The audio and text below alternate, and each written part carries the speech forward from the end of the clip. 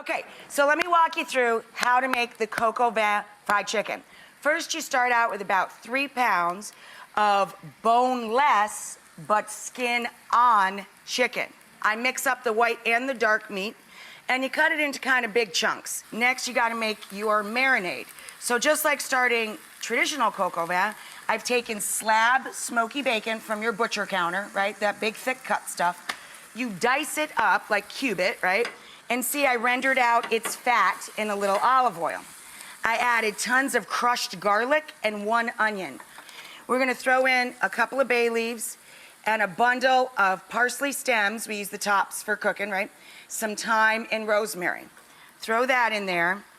And then we're going to add about 3 cups of red wine. Then we're going to add, for the color and the flavor, depth of flavor, half a bottle or about 2 cups of port. Then we're going to sprinkle in some peppercorn. And this is my secret ingredient in my Coq-Au-Vin or this Coq-Au-Vin fried chicken, juniper. And then we're going to chill this down. I add ice to kind of help it along and quick cool it.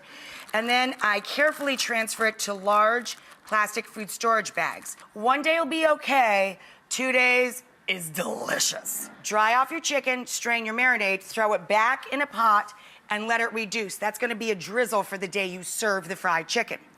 Then I've got my normal, usual suspects, flour, egg, breadcrumb. To the flour, we're gonna add poultry seasoning, a little granulated garlic, a little granulated onion, and some poultry seasoning, because we all have it. Now I'm gonna mix that together with a fork. And I've already got a little salt and pepper all the way down the line. Salt and pepper, salt, pepper, salt, pepper. Over here, this guy has the same herbs we used in our marinade. A little bit of rosemary, a little bit of thyme, a little bit of parsley.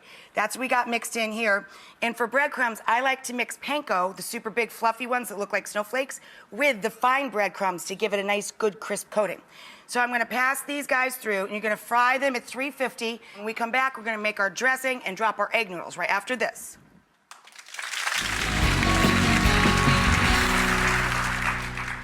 So guys, now we're gonna work on our ranch noodles. We've got our chicken frying up in small batches so we don't crowd the fryer or the Dutch oven or cast iron deep dish frying pan if you got that.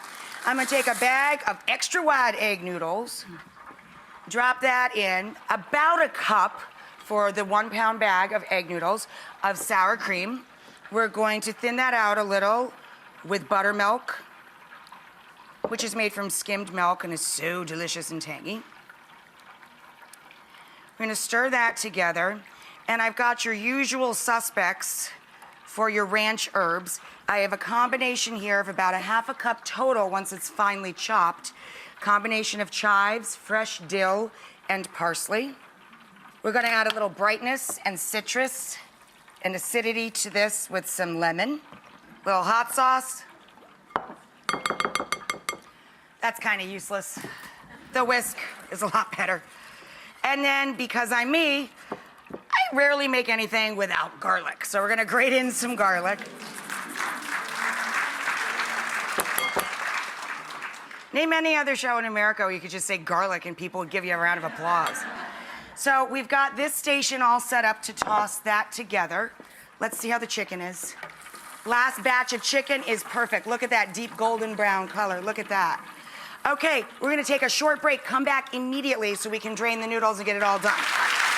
Drain off our egg noodles. Immediately they go back into the hot pot, once you give them a good shake. The heat from the pot will dry off any excess liquids, but more importantly, it'll help melt the butter. A couple of fat pats of butter. Our salty, starchy water. Our Parmigiano Reggiano cheese. But then we're gonna add all of our ranch.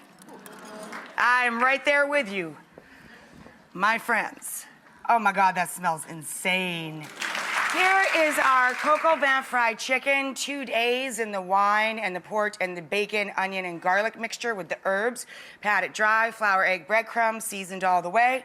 And then we take that same marinade and you reduce it right down to nothing. Look at that thick, beautiful syrup with all those flavors.